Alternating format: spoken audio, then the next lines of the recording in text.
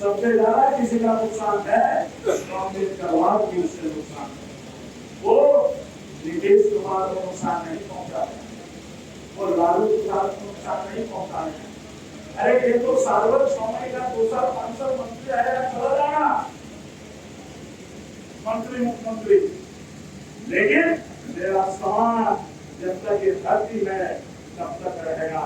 हम लड़ाई अपने लिए तो लड़ी रहे हैं, साथ साथ मैं अपनी आने वाली पीढ़ी के इंसान मानवता और उसके जीवन के लिए लड़ाई करें, इसलिए यहाँ इकट्ठा हुए हैं। याद रखिएगा। तो आप सब लोग सहयोग करना चाहेंगे। हम धन्यवाद देना चाहते हैं, धन्यवाद देना चाहते हैं नीतीश कुमार को।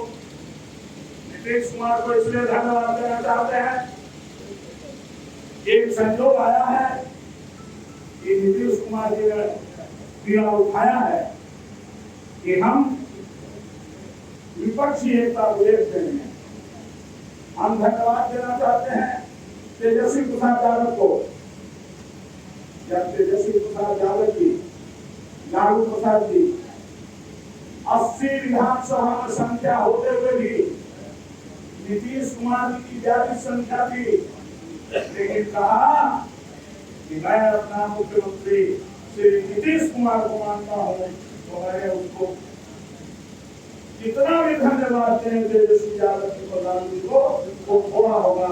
कहा मैं इसलिए पसंद इनको अपना मुख्यमंत्री मानता हूँ कि हमको देश से और राज्य से फिरका परस्ती ताकत को बाहर करना है, प्राप्त करना है, बनाना है।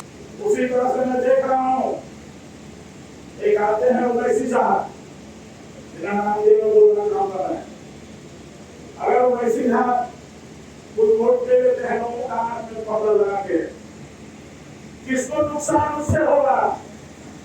ये जो बैठा हुआ सूर और दलित कांग्रेस है, सबसे ज्यादा नुकसान किसी का होगा तो इसी काम को याद रखिएगा। दूसरी ओर और एक है, अभी आवाज सुनाई दे रही है की ओर से मायावती की, वो जो वोट है हमारे गरीब भाइयों के ऊपर, उसके हाथ में पौधा लगाने की चर्चा हो रही है। अगर वो इस कुर्बा से बाहर आते हैं, वो धूरी की लड़ाई है, जो सत्य की लड़ाई है। एक तरफ हिंदू राष्ट्रवाद है और दूसरे तरफ समाजवाद है और लोकतंत्र है। तो जो और समाजवाद और लोकतंत्र की लड़ाई के साथ एक साथ खड़ा होकर के लड़ रहा है। अगर चाहे जो भी विपक्षी पार्टी हो उसके साथ अगर नहीं जाते हैं, राष्ट्रवाद लेने वाले, हिंदुवाद का नाम लेने वालों के साथ जाते हैं, तो वैसे लोग को पहचानने का काम कीजिएगा कि भूल से भी, गलती से भी केवल सीट के फेरी में, उनकी अच्छी अच्छी भाषण के फेरा में उसके साथ नहीं जाना है। इंसानियत को बचाना है, मानवता को बचाना है, समाजवाद और लोकतंत्र को बचाना है, डॉक्टर भीमराव अम्बेडकर के सपनों को साकार करना है। तो इस गठबंधन के साथ जीना और मरना है। बड़ा गाड़ी भी बुलाने वाले आ जाएंगे, हम आजकल मैं टीवी में देखता हूँ, वकालत करने वाले लोग टीवी पर आ जाते हैं, जिनकी गाड़ी बड़े बड़े हैं, बाल भी हैं, टोपी भी है, पहचान होता है कि मैं तो इसी बिरादरी का रहनुमा हूँ, लेकिन वास्तव में इस बिरादरी के रहनुमा नहीं है। ये इस बिरादरी के दुश्मन हैं, दूर दृष्टि से देखते। इसलिए वैसे तत्वों से, चाहे वो दलित समुदाय के नेता हों, चाहे कोई अल्पसंख्यक समुदाय के नेता हों, हमको इससे सतर्क है। हमारे बिहार में दलित समुदाय का और एक दो नेता है, घूम रहा है, और सबसे ज्यादा विरोध अगर किसी का है, सबसे ज्यादा नुकसान किसी को है तो सामाजिक और राजनीतिक वैज्ञानिक था, जिसका नाम था डॉक्टर भीमराव अम्बेडकर। डॉक्टर भीमराव अम्बेडकर और महात्मा गांधी। डॉक्टर भीमराव अम्बेडकर का नाम इसलिए मैंने लिया कि राज चलती है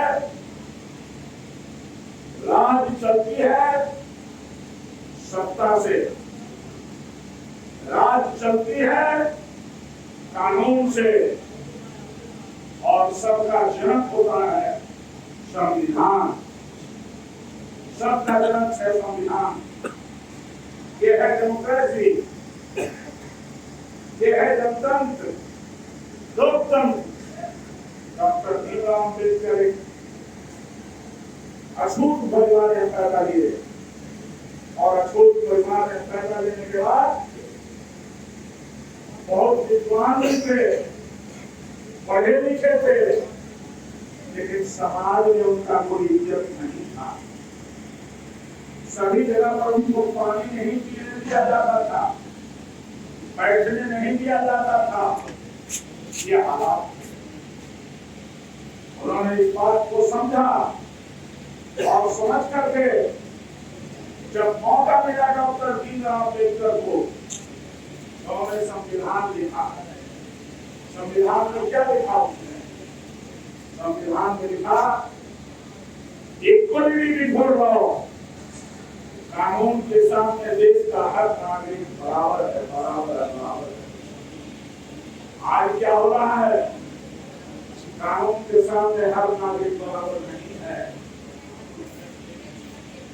पहले जात देखी जाती है, धर्म देखा जाता है, अब तब कानून डिसाइड होता है। उसमें आपका पैसा पर सब बेकार है, कोई कीमत का नहीं है। गहराई से आपको तो इस बात को सोचिएगा, नतीजा उसका है एक तरफ दौलत हो सकता है आपके पास, संख्या भी हो सकती है, हो सकती नहीं है, लेकिन इसका कोई माने मतलब नहीं है। एक दूसरी कानून चल रही है, जो दिल्ली में बैठा हुआ आदमी है वो दूसरा कानून चला रहा है। इस संविधान के अलग एक संविधान बनाना चाहता है। इस संविधान में सेकुलरिज्म नाम का कोई अपमान नहीं होगा। इस संविधान में इक्वलिटी बिफोर लॉ नाम का कोई चीज नहीं रहेगा। आर्टिकल 14 रैंक राजनीति के साथियों, दलित भाइयों और सूद भाइयों, आप भी अछूत हैं और दलित तैयार होइएगा। जितना मैं अछूत हूँ उतना आप अछूत हैं, लेकिन हमको और आपको भी हिंदू और मुसलमान में बांटा गया। हमको भी आंख नहीं है, देखने का रकमदी हो गया है, और आपको भी आंख में रकमदी हो गई है। रकमदी का एक इलाज होता है जिसको कैटरेक्ट अंग्रेजी में कहते हैं। उसका इलाज है कि आंख के पर्दा को छील के बाहर कर देता है डॉक्टर, जिससे कि बढ़िया से दिखाई देंगे, पढ़ लगे। तो हमको भी उस डॉक्टर की जरूरत है और आपको भी उस डॉक्टर की जरूरत है जो रोगी पूरी कर सके, और वो डॉक्टर है हमारा संविधान। याद रखिएगा, ये संविधान है उसका डॉक्टर। बहुत राजनीतिक शोहरत मिली, बहुत दुकान मिला, बहुत मकान मिला, बहुत पद मिला, लेकिन क्या हुआ? लेकिन समाज का जो रुख था उसके विपरीत ले जाकर के आज का जो रुख है, समाज में नफरत फैलाने वाले अधिपत्य है। इंसान और इंसान में मतभेद पैदा करने वाला होता है। जो हमारे और आपके बीच में एक खाई पैदा करता है, वैसे होता है। जब तक ये खाई रहेगा तब तक ईमान मकान जितना भी आप रख लीजिए, पल और पैसा रख लीजिए। अतीत का क्या हाल हुआ, राजस्थान का क्या हुआ, वही हाल अक्सर लोगों का आपका होने वाला है अगर ठीक रास्ता नहीं पकड़े। इससे बचने का एक रास्ता है। हमको आज याद आते हैं, आज के तारीख में श्री लालू प्रसाद जी, लालू प्रसाद को मैं इसलिए याद करता हूँ, 91 में जब मंडल कमीशन लागू हुआ तो मंडल को दबाने के लिए लाल कृष्ण आडवाणी पूरे देश में कमंडल लेकर निकलने का था। याद रखेगा। तो लालू जी ने कहा कि आडवाणी जी आप ये अपना बस बंद कीजिए, जब इंसान ही नहीं रहेगा तो मंदिर में घंटा कौन बजाएगा। आज वही समय दिला गया है, जब इंसान ही नहीं रहेगा तो ये विकास मकान और विकास किसके लिए होगा। याद रखिएगा, जब इंसान ही नहीं रहेगा, इज्जत ही नहीं रहेगा तो हम राजनीतिक हिस्सेदारी किससे मांगेंगे। एक धारा है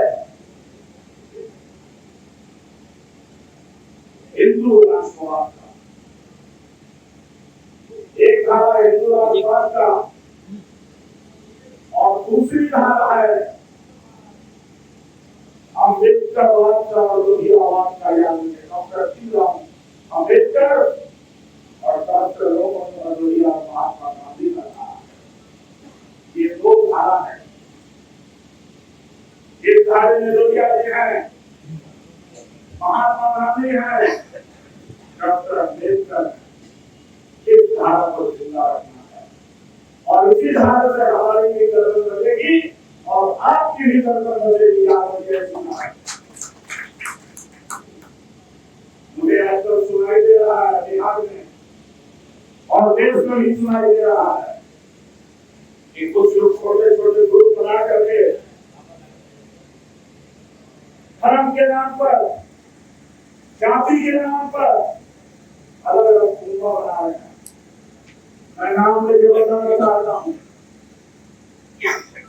हमारे यहाँ आपने देखा होगा कि बिहार से कुछ दिन पहले, कुछ दिन नहीं 2 दिन पहले एक दलित समुदाय का पूर्व मुख्यमंत्री हमारी धारा को छोड़ करके और वो कहाँ चला गया। वो चला गया किसके गोद में गया। वो गया जो डॉक्टर भीमराव अम्बेडकर के सपनों को चकनाचूर करने वाला है, उसके गोद में जाकर गया, है ना। तो वो डॉक्टर भीमराव अम्बेडकर, गांधी अम्बेडकर का पक्ष है कि विरोधी है। विरोधी है। और किस बात से गया, केवल इसलिए गया कि हमको समान हक मिलना चाहिए। इस बात का समान हक भाई भतीजा को संसद में विधान में जाने का मौका के नाम पर करना है। तो इस तरह का धार्मिक उन्माद पैदा करने वाली शक्ति को सिरे से खारिज कीजिएगा, दाएं बाएं मत देखिएगा और एक जगह रहिएगा। अपने भी एक जगह रहिएगा, अपने परिवार के लोगों को भी एक जगह रहने के लिए कहिएगा। अपने ससुराल में, अपनी ननिहाल में, अपनी बहन के ससुराल में, जहाँ कहीं रिश्तेदारी है, सब लोगों को समझाने का काम कीजिएगा कि अभी समय आया है अपने आत्मरक्षा के लिए, समय आया है अपने इज्जत आबरू को बचाने के लिए, समय आया है बेटा प्रति ताकत को समाप्त करने के लिए, समय आया है कि हम अपने भविष्य की चिंता करते हुए आगे आने वाली पीढ़ी के वो बचाने के लिए और उसको इज्जत आबरू देने के लिए ये समय आ गया है। इतना ही कहूँगा मैं आपको, और यही सबसे बड़ा विकास होगा आज के टाइम। माहौल चल चुका है पूरे देश में, हवा निकल चुकी है और ये जो हवा निकली है, एक आध आदमी विपक्ष से जैसे मांझी चले गए, हो सकता है और भी इसको जाना। जब आंधी चलती है, जब आंधी चलती है तो उस आंधी में बड़े बड़े दरख्त गिरते हैं और उस आंधी में जो सूखे पत्ते जो पेड़ों में होते हैं वो भी गिर जाते हैं। तो अभी आंधी चलने वाली है, तो आंधी में केवल एक बात ध्यान रखिएगा, ये आंधी ये जो